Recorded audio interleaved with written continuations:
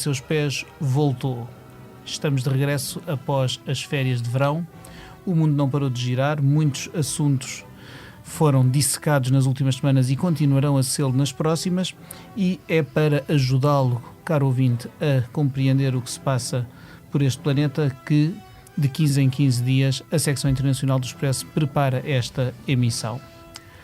Estamos a gravar na tarde de segunda-feira, 7 de setembro de 2020, e para retomar os temas quentes do mundo, tenho comigo em estúdio a Cristina Pérez, jornalista da secção internacional do Expresso. Olá, Cristina. Olá, boa tarde.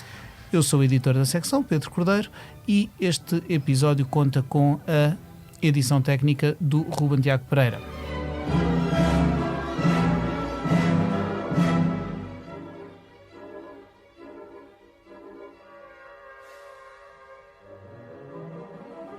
Para este regresso, esta rentrée, propomos-nos visitar alguns dos assuntos que certamente marcarão a atualidade mundial nos próximos meses.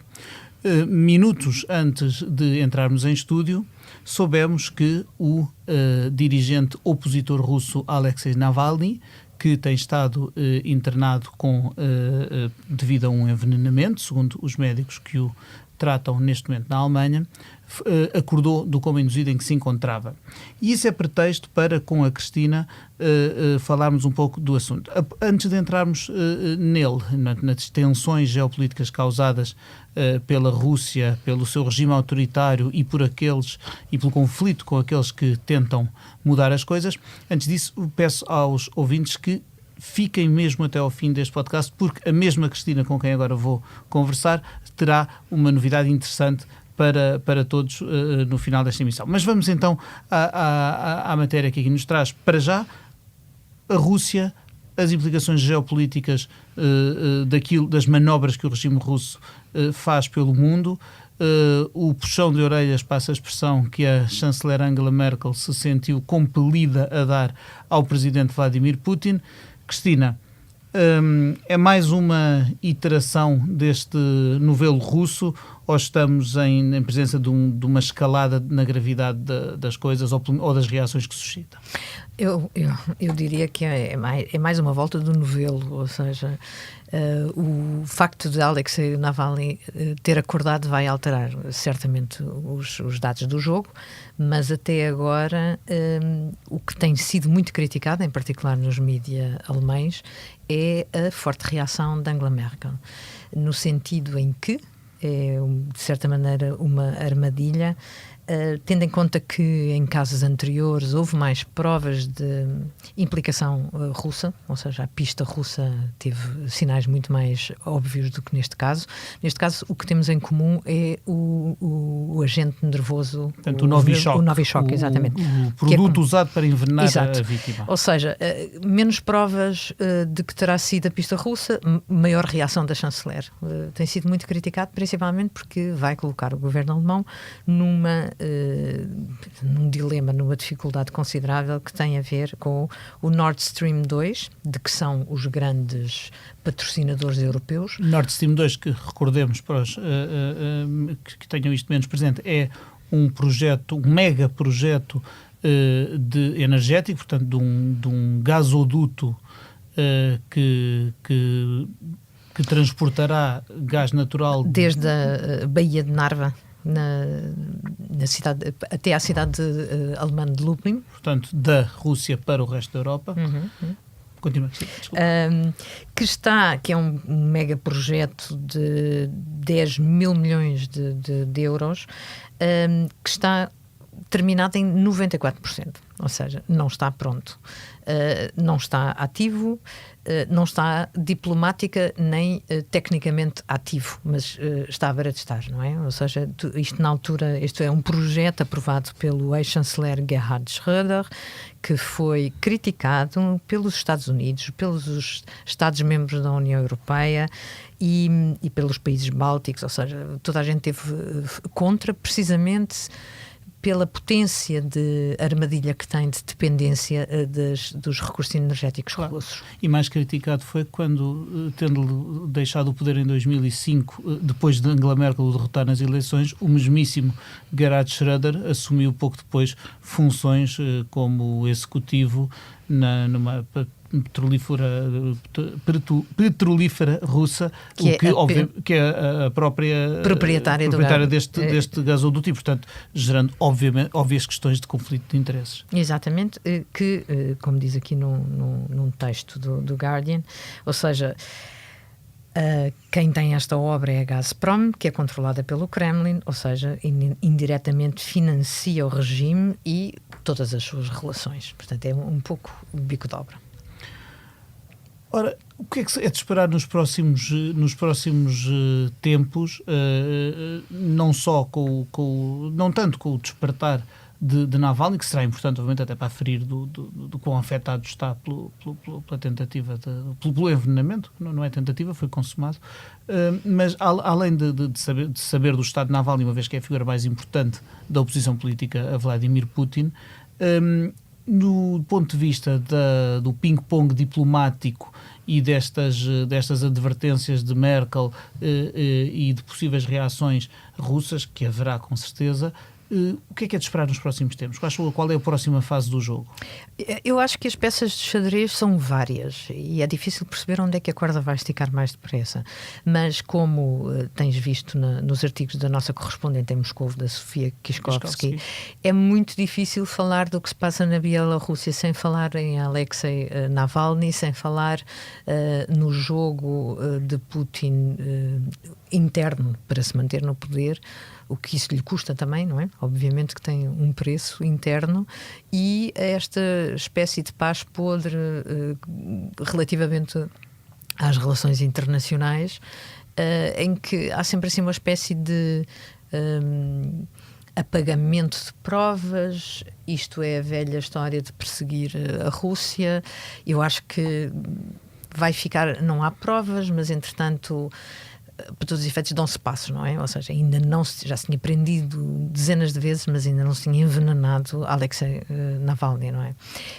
Uma das coisas que a Sofia Kiskovsky adiantava na semana passada, não nesta, mas na anterior, que me parece muito interessante, é que ela dizia que o grande perigo é de haver substitutos do Estado russo, ou seja, de isto, na verdade, não ter a mão da presidência, mas provavelmente de alguém que se põe neste momento que, para garantir o seu futuro, tem de agir alguém em quer vez... mostrar serviço. Exatamente, agindo em vez de Putin. Isso aí pronuncia um descontrolo considerável, não é? Claro, ainda é mais perigoso que qualquer a ideia de uma ação destas cometida por um Estado já é de uma gravidade extrema, mas um Estado assegura, apesar de tudo, um certo nível de controle das operações que, se forem um pária, um rogue agent qualquer a tomar a iniciativa, se torna muitíssimo mais perigoso. Bem, eu agora quase que me apetecia dizer-te que parece que estás a falar dos Estados Unidos, mas é uma provocação mais para a frente. Bom, da Rússia aos Estados Unidos também vai um passo, pelo menos no que de manipulações, no que toca às manipulações, nomeadamente eleitorais. Mas, se calhar, eu vou aproveitar o teu repto para saltarmos para outro tema que também marcará com certeza as próximas semanas, que é precisamente a eleição do presidente dos Estados Unidos, do presidente e, obviamente, de uma parte importante do Congresso, toda a Câmara dos Representantes e 1/3 do Senado. Obviamente, que qualquer eleição de um presidente dos Estados Unidos é sempre notícia mundial e tem impacto muito além das fronteiras do país em causa. Neste caso, o mundo está ainda mais pendente, e o país também, por se tratar do presidente atual, candidato à reeleição, Donald Trump, aquele cuja vitória há 4 anos surpreendeu alguns e chocou muitos, e que agora aparece a disputar a eleição numas condições muitíssimo diferentes daquelas que se esperava há 6 meses, antes de a pandemia ter chegado também àquele país e da gestão da pandemia nos Estados Unidos ter causado moças muito sérias na popularidade do presidente. Portanto, temos um presidente que, ao fim de 4 anos, parecia bem encaminhado para a reeleição, sobretudo por causa dos números da economia, que são historicamente comprovados como decisivos para a reeleição ou não, ou para a eleição ou reeleição de um presidente. Portanto, os eleitores americanos votam muito com a algibeira e a verdade é que os números eram bastante animadores para Donald Trump. Claro está que o aparecimento da Covid-19 e todo o mal que ela fez à economia acabou por deitar abaixo esse grande trunfo eleitoral e, ao mesmo tempo, uma gestão errática, raramente baseada na ciência e sempre contraditória e zigue-zagueante, acabou por fazer muito mal realmente à popularidade do Presidente. O que é que tu esperas destas eleições? Que confiança, que hipóteses achas que tem de Joe Biden? Esta semana o Expresso trazia duas visões completamente contrastantes sobre as hipóteses de Joe Biden vencer Donald Trump. O que é que te parece? Olha, com toda a franqueza, eu acho que se nós pensarmos nas últimas eleições, desde George W. Bush, os resultados foram sempre muito renhidos. Houve recontagens e os números irrisórios, que não sou capaz de dizer agora de cor, que decidiram a eleição. Esse é o grande perigo destas eleições e tudo parece que isso vai acontecer. Porque, por uma vez, temos um Presidente da República a denunciar o sistema eleitoral do seu próprio país como não sendo justo nem transparente, o que, dado o sistema eleitoral americano, que daria muitas horas de mundo a seus pés, permite realmente coisas que são imprevisíveis e que não teriam desenvolvimentos semelhantes em países diferentes, como por exemplo o voto por correio, a que têm direito os eleitores. Sim. Agora mais ainda, por causa houve estados a adotar essa regra, essa possibilidade, devido obviamente à situação pandémica. E que prolonga não só a recepção dos votos como a sua contagem, ou seja, o sistema de escrutínio prolonga, acontece de maneiras diferentes. Sim, tem regras diferentes consoante o Estado. E que permite realmente, se alguém tiver a intenção disso, dizer que it was rigged. Ou seja, sobretudo se tivermos uma situação, por exemplo, em que os votos contados em urna na noite das eleições, dia 3 de novembro, apontarem para um vencedor e depois o voto postal se o voto postal fizer reverter essa situação e afinal der a vitória a outro, abre-se a porta, pelo menos se o derrotado for Donald Trump, ele próprio já anunciou que dificilmente aceitará essa derrota. O que, apesar de tudo, não é um discurso que nós estamos habituados a associar aos Estados Unidos e que realmente põe... Não, nem às democracias modernas em geral. Nós vimos, por exemplo, falavas há pouco da eleição de George W. Bush, foi disputadíssima, foi até ao Supremo Tribunal com Al Gore, mas chegou um ponto em que, por mais injustiçado que se sentisse, Al Gore, respeitando portanto, a hierarquia institucional, disse: sim senhor, deito a toalha, não vou litigar mais, não é? As tais instituições extraordinárias que toda a gente achava que tinha desenhado suficientemente fortes para que evitassem qualquer veleidade de haver um ditador. Está-se a ver que, apesar de tudo, não foi a derrocada ainda, mas mais 4 anos de Donald Trump são uma ameaça. Essa é outra questão, além da parte, digamos, procedimental de como é que as eleições vão correr, como é que vai ser a aceitação politicamente, geopoliticamente, diplomaticamente, militar, economicamente, bom, em todas as esferas realmente, o que é que está verdadeiramente em causa se reconduzirem Donald Trump por mais 4 anos ou se o trocarem pela proposta de Joe Biden, um veterano e um ex-vice-presidente, mas que traz realmente uma ideia de mudar as coisas ou de repor, de ou certa de repor maneira, uma normalidade. também. Sim, há quem diga que o maior mérito de Biden seria ser um presidente enfadonho, porque isso de alguma forma indicaria um regresso à normalidade. Nós, se calhar, apesar de termos estas matérias nas mãos semanalmente, diariamente ou em breaking news sempre, avaliamos neste momento mal a quantidade de coisas que já mudaram o mundo, ou seja, quanto é que nós aceitamos comentar que ainda está no mesmo lugar. Eu esta semana, a propósito do Expresso Curto da semana passada, fiz hoje também, encontrei uma série de vídeos, de lições do historiador norte-americano Timothy Snyder, que com a Anna Applebaum, também historiadora norte-americana, tem feito um trabalho de delação do processo subterrâneo que está por trás disto, ou seja, assim como algumas séries de televisão, tudo isto estava debaixo dos nossos olhos enquanto nós estávamos encantados com Barack Obama. Isto estava tudo a acontecer.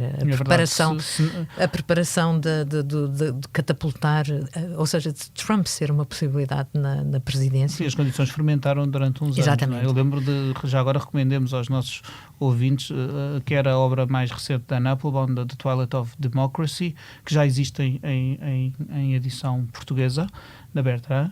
E por outro lado também, eu lembro de um pequeno volume de Snyder que acho indispensável, que se chama On Tyranny, que são breves lições que mostram como é que uma democracia, sem formalmente deixar de ser, pode converter-se de facto num regime em que as garantias deixam de existir. Exato, ou seja, o trabalho destes dois é mesmo extraordinário, meritório e é militante, independentemente do perfil que ambos têm, porque são ambos especialistas na Europa Oriental, ambos peritos em Rússia e em avaliar o sistema de infiltração e de influência, os jogos de influência do resto do mundo.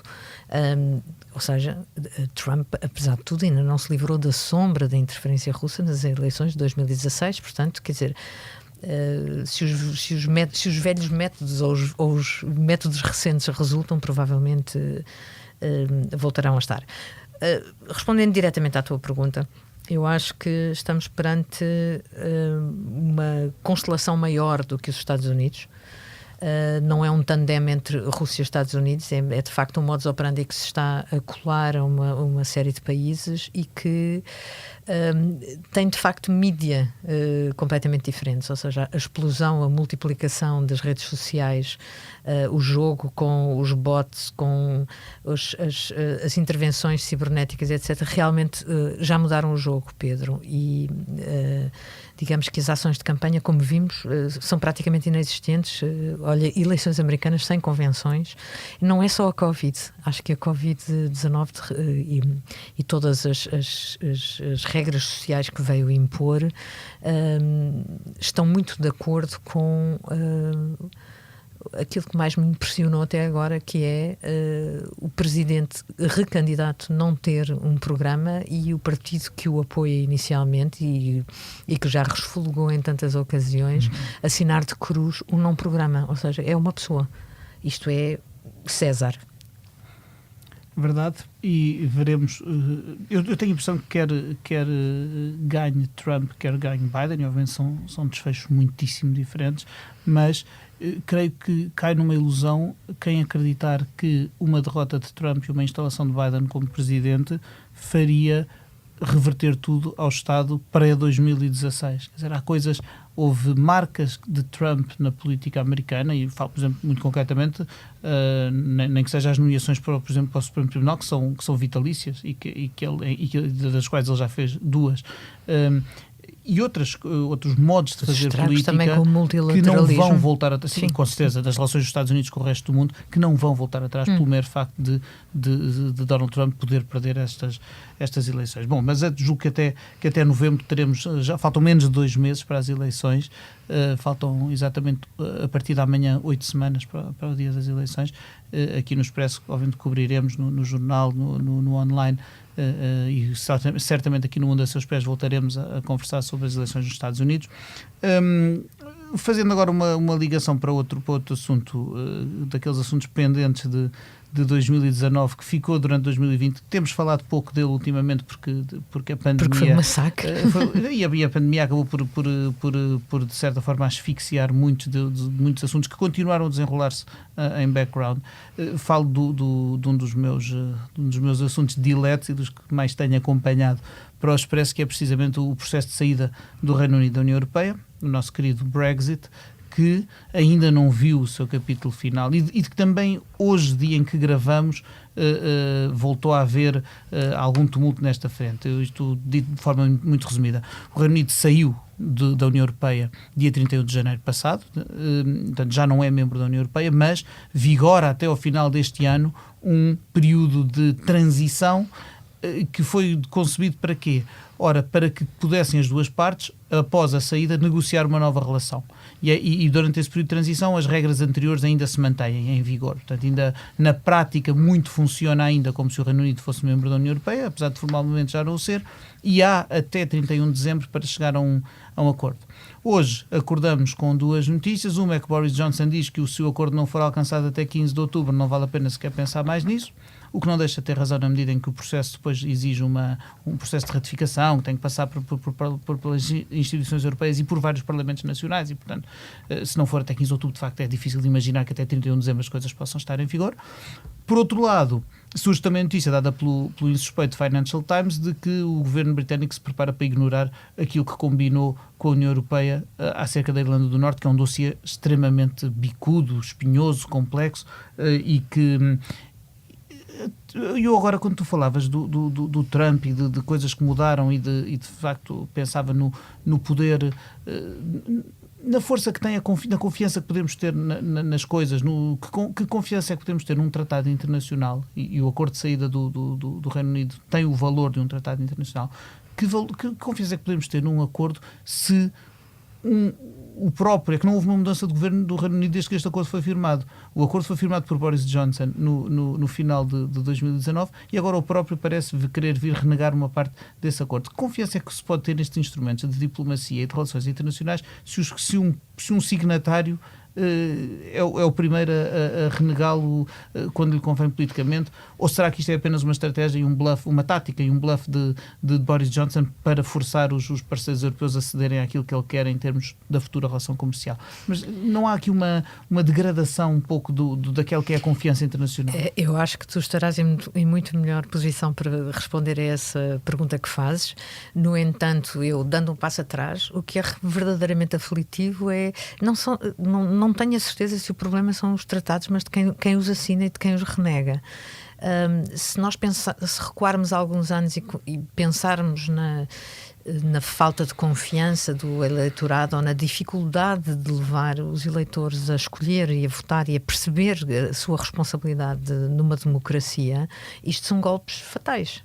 Porque, de facto, o Brexit, tal como a eleição dos presidentes americanos e tal como outros governos, foi votado com uma diferença muito pequena, ou seja, já levou a rios de tinta, é verdade, a paletes de 52-48 e também com suspeitas de interferência exato. Online, nada de está bots livre. russos, etc. Exato.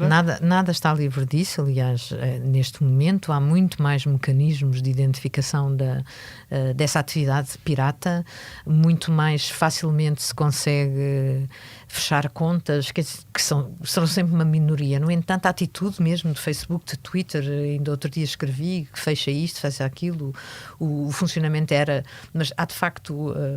ou seja, nós hoje em dia, para certificarmos que nós somos nós, temos que dizer ao computador que não somos um robô, não é? Portanto, exatamente. Acho que está tudo invertido. Se quiseres, em última análise, também tens realmente alguém que faz uma carreira política concretizando e levando para a frente e garantindo a uma parte do eleitorado britânico que vai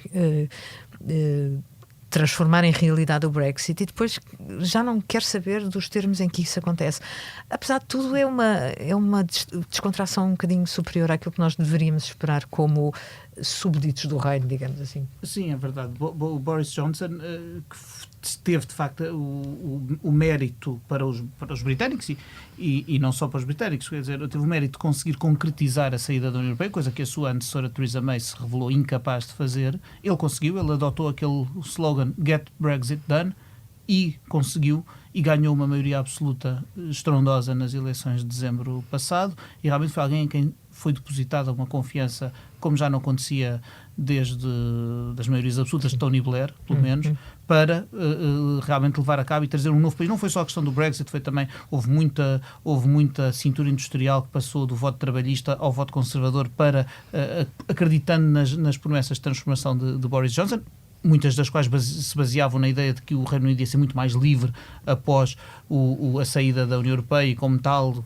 capaz de acordos comerciais maravilhosos, coisas que de repente um não ser vivo microscópico chamado SARS-CoV-2 veio também pôr em causa, porque obviamente a aposta era muito económica, além da parte do orgulho nacional e da soberania britânicos, havia uma aposta comercial e económica muito grande que de repente se vê também ela posta em causa. Será que enfrentar a pandemia a sós não é mais difícil do que fazê-la no âmbito de um bloco que era de 28 países e que hoje é de 27? E de repente vemos Boris Johnson a agitar esta história. Ao mesmo tempo eu fico com uma sensação de, mas é mesmo disto que querem falar no atual estado de coisas? Estamos a voltar às aulas neste momento e a voltar ao normal pós-férias, a um novo normal que é profundamente anormal. As pessoas estão a voltar das suas férias para os sítios e para a atividade, alguns já a ir a trabalhar presencialmente, outros não, mas com certeza a retomar ciclos e circuitos que também representam risco de propagação da Covid, e é realmente o que nos deve preocupar é um senhor a dizer que vai renegar aquilo que antes... Eu não estou a tirar importância à questão, o que digo é, parece-me eu sentir-me como cidadão britânico ofendido. Eu não quero que esteja a falar disto, quero que me esteja a dizer como é que me vai defender agora no próximo inverno e a dar orientações daquilo que vai acontecer, quer em termos de saúde, quer em termos económicos, não é?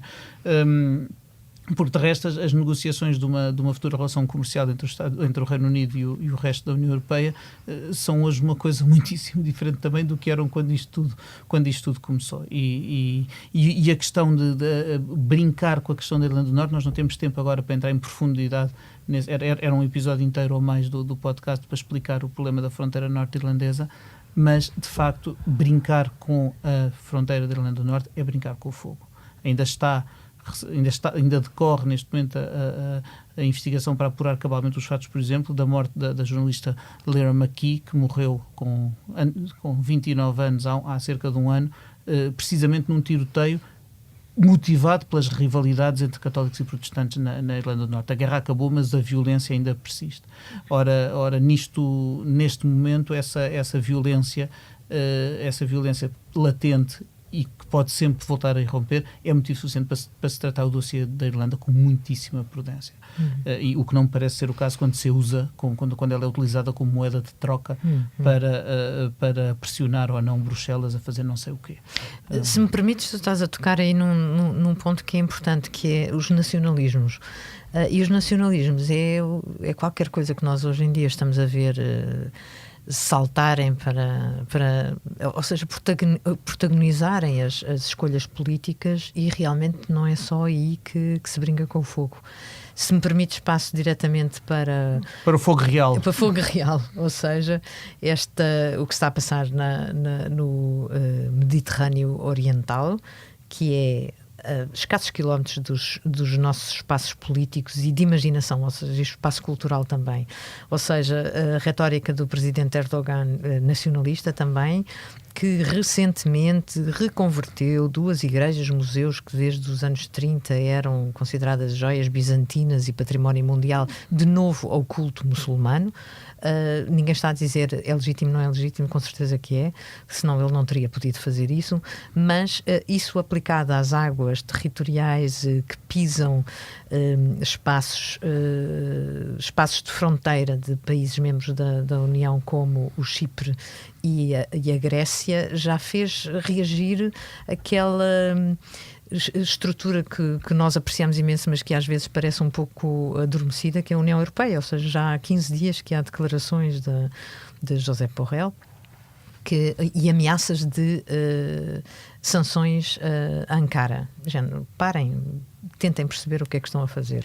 Nós, quando pensamos no Mediterrâneo Oriental, temos que nos lembrar sempre que é a zona onde houve guerra na Europa depois da Segunda Guerra Mundial. Não só está ali aquele que foi o palco simbólico do início da Primeira Guerra Mundial, se pensarmos em Sarajevo e no assassínio do arquiduque Francisco Fernando, mas além disso tivemos já em décadas muito recentes, estou a falar dos anos 90, não é? A guerra naquilo que era a antiga Jugoslávia, e temos tensões permanentes naquela zona, quer entre a Turquia e os seus vizinhos mais diretos, quer obviamente na ilha de Chipre, que 16 anos após o Chipre ter aderido à União Europeia continua dividida entre uma república reconhecida por pela comunidade internacional e membro da União Europeia, e uma entidade que ocupa 1/3 do território da ilha e que é a República Turca do Chipre do Norte, reconhecida apenas por Ankara, pela Turquia, e que é também, as coisas pareciam estar nos últimos anos mais pacificadas, mas os atuais tambores de guerra são um motivo de preocupação. Se nós pensarmos, inclusive, que nas últimas semanas tem havido proximidade e contacto, embora não tenha havido combate direto, houve proximidade e grande tensão entre navios turcos e gregos, entre aviões turcos e gregos. Portanto, há mais perto de nós do que às vezes nos parece fazer crer a escassez de notícias sobre Chipre. É raríssimo ler-se notícias sobre. A última vez que eu me lembro de Chipre estar na atualidade foi durante a crise bancária, quando a economia do país colapsou. Ora, esse afastamento de Chipre e daquela zona das notícias não deve fazer-nos esquecer o potencial de violência, de asneira e de guerra que ali existe, não é? Principalmente com figuras como Erdogan à frente da Turquia, mais ainda. Principalmente com os acordos que tiveram de ser assinados recentemente relativamente às migrações, ou seja, o poder que neste momento o Presidente Erdogan tem relativamente a um fim-capé com a União Europeia. Ok, pronto, abrimos, vai a imigração toda, ou seja, é uma situação muito delicada. Muitas vezes nós, às vezes estamos a olhar para sítios mais longínquos, que são certamente importantes, mas eu acho que a Turquia deveria merecer mesmo a nossa atenção. Sim. E há que ver que Erdogan, além de ter ido aumentando o cariz autoritário do seu regime desde que está no poder, e já está há quase 20 anos. Ele foi primeiro-ministro desde 2002 e depois tornou-se presidente, e com cada vez mais autoridade, e depois daquela tentativa de golpe falhada e mal explicada de há uns anos, tornou-se mais... usou-a como pretexto para reforçar ainda mais o seu poder, mas ao mesmo tempo é alguém que está acossado, porque começa a haver, por exemplo, a vitória da oposição nas autárquicas em Istambul, há sinais importantes de contestação, e obviamente com um líder autoritário acossado é mais agressivo ainda e tem que mostrar mais e fazer estas afirmações tão simbólicas, mas com efeitos práticos, como seja a questão da Ágia Sofia, portanto, do museu, o Museu Catedral Mesquita, que passa de um local de facto universal e de diálogo talvez interreligioso para uma coisa que Erdogan quer fazer mais sectária e limitar mais a uns, e portanto mais de uns do que de outros, digamos assim. Tal como se calhar achará que anteriormente nos anos 30 aconteceu o contrário, ou seja, exatamente foi afunilado pelo cristianismo. Sim. Enfim, é uma questão que pode merecer mais reflexão. A verdade é que aquele cariz secular da Turquia da Turquia moderna, da República da Turquia de Kemal Atatürk, que tinha no laicismo a sua grande base, e laicismo que não excluía as religiões, mas que era uma base para uma coexistência, sendo que a esmagadora maioria dos turcos é obviamente muçulmana. Esse legado está a ser erudido aos poucos por Erdogan, e de forma cada vez mais explícita. No meio disto tudo, e já vai longo o podcast, temos um mundo que nós continuaremos obviamente a seguir. Falámos de 4 temas importantes e que nos são próximos, e outros tantos haveria se quiséssemos escolher outros, evidentemente, mas paira sobre todos estes assuntos o nosso mundo rodeado por Covid, ou ensopado de Covid, não sei qual será a palavra, impregnado de Covid, não sei qual será a palavra mais certa, mas a verdade é que se avizinha para o nosso hemisfério um outono e inverno que promete ser complicado. Os números do contágio nos vários países estão claramente a piorar. Os efeitos económicos cabais disto também vão sentir-se de forma cada vez mais evidente, e é para este mundo que vamos olhar, Cristina. Este é o mundo que nós vamos ter, enquanto jornalistas do Expresso, a função de contar aos nossos leitores nas próximas semanas. É verdade, é único. É verdade que se quiseres, é uma espécie de trama da realidade através da qual podemos não a ver, mas está lá. E temos, eu agora estava com vontade de citar, precisamente a partir da tua introdução, uma frase que o nosso analista Miguel Monjardino escreveu na sua coluna desta semana, em que diz assim: como Thierry Breton, comissário europeu para o mercado único e digital, afirmou ao Financial Times desta semana, a pandemia tem revelado a dependência da Europa em certos produtos, materiais críticos e cadeias de valor. A era de uma Europa conciliadora ou ingênua que depende de outros para defender os seus interesses terminou. Eu acho que é de tal maneira a implicação, ou seja, parecia que, finalmente uma coisa pandémica, o mundo todo está ligado por uma coisa que não consegue resolver. Do ponto de vista científico, nós escrevemos imenso naqueles primeiros meses deste ano sobre as colaborações científicas, a rapidez com que se avançou em ter conhecimento do vírus, sobre o qual ainda se sabe tão pouco, não é? Mas muito mais do que há meia dúzia de meses, e de repente como há cisões também. E como se vê que pode ser utilizado diplomática e politicamente para impedir, por exemplo, a entrada de turistas, que todos nós sabemos que é um setor do qual muitas economias dependem em grande escala. A nossa. Exatamente, incluindo a nossa. Eu acho que gostava de te ouvir falar sobre isso, principalmente esta espécie de abre o corredor, fecha o corredor. Sim, além dos critérios que nos parecem muitas vezes arbitrários e que não se percebe bem, no caso concreto que mais afetou Portugal, que foi o corredor de saúde, o corredor seguro, chamado assim, do Reino Unido, foi muito difícil perceber de início quais eram os critérios para a exclusão de países como Portugal, que tinham, apesar de tudo, situações pandémicas menos preocupantes do que outros que estavam incluídos nesses corredores.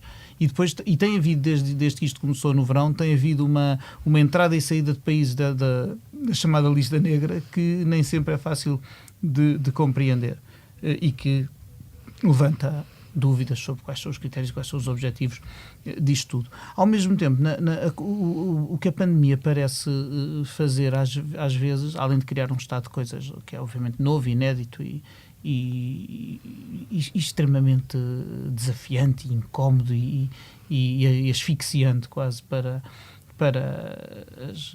as populações do mundo inteiro, ele parece ao mesmo tempo ser contribuir para agravar tendências em algum caso. Por exemplo, estas tendências para o fechamento dos países sobre si próprios, algum proteccionismo e algum nacionalismo que algum enorme. De uma forma, às vezes até um pouco em contrassenso, porque se há coisa que a pandemia mostra é que sozinhos não vamos lá e que precisamos de interdependência com o resto do mundo. Mas a verdade é que em alguns países isto foi uma desculpa para maior fechamento. Obviamente o risco para as liberdades individuais parece-me tremendo. Às vezes, seja por via malévola ou seja por uma via benévola e inadvertida, abre-se a porta a controlos e a coisa. Quando ouvia pessoas elogiar, porque na China o controle é bestial, eles estão logo em cima se a pessoa viola as regras. Se o preço para ter esse controle maravilhoso que me vai proteger da Covid é viver num sistema como o chinês, não, muito obrigado. Tenho isso como bastante claro. E realmente há aqui um debate, para além do debate da saúde, para além do debate económico, há claramente um debate sobre liberdades individuais que a Covid veio tornar muito urgente e que eu julgo que vamos ser obrigados a participar nele, nem que seja em defesa própria, nos tempos mais próximos. Bom, eu julgo que o nosso tempo está no limite e preciso de cumprir a promessa que fiz no início deste podcast, que era a de que a Cristina Pérez teria uma novidade importante a dar aos ouvintes dos podcasts do Expresso. E porque a iniciativa e o mérito são dela, sem prejuízo da óbvia solidariedade do editor e todo o jornal com o que ela nos vai contar, acho que o direito é da Cristina de anunciar aos nossos leitores aquilo que aí vem. Cristina? Ora, Pedro, obrigada. Então eu resolvi fazer uma proposta para ocupar um espaço que o podcast do Internacional, que é o único que era quinzenal, ocupar as 2 outras semanas com um assunto sobre o qual nem sempre há oportunidade de escrever na extensão e profundidade que eu gostaria, que é a África. Então, a partir de 14 de setembro, e alternando semanalmente com O Mundo a Seus Pés, passará a haver um podcast chamado África Agora. A África Agora pretende ser dedicado, em particular, ao presente e ao futuro, entrevistando pessoas muito diferentes, mas protagonistas, surpreendentemente protagonistas do desenho do mundo e das alterações que têm, que são precisamente inscritas na realidade de forma muitas vezes brutal, como o caso da pandemia. No primeiro episódio, posso apresentar, Pedro? Sim. Entrevistamos. Bom deixar-nos aqui um aperitivo. Exatamente. O primeiro podcast é dedicado, portanto, o convidado é Carlos Lopes, alto representante da União Africana para as negociações com a União Europeia, ex-braço direito, conselheiro político do então secretário-geral das Nações Unidas, Kofi Annan, e uma pessoa com quem eu tenho a sorte de recorrer cada vez que é preciso entender os meandros mais complicados de África. Foi a propósito apanhei-o por sorte com tempo para gravar o nosso primeiro podcast, a propósito de um livro que ele acaba de editar em co-escrita com George Cararash, que foi editado na Routledge, e que é um livro sobre a transformação estrutural, ou seja, já não é a primeira vez que Carlos Lopes escreve e na verdade influencia governos africanos e organizações multilaterais no sentido de fazer uma reestruturação estrutural da África para se preparar, entre outras coisas, para ser a única região do mundo cuja população vai crescer fortemente até ao final do século. Quase triplicar, se não estou em erro. Passará dos atuais 1,3 mil milhões para 4,3 mil milhões em 2100. É mais do que triplicar. Exato. Ora, esse primeiro episódio, essa estreia do África Agora, irá para o ar dia 14 de setembro, precisamente dentro de uma semana, e passaremos, portanto, aí semana a semana a alternar entre O Mundo a Seus Pés e o África Agora, que, estou certo, merecerá o interesse de todos os leitores e ouvintes do Expresso.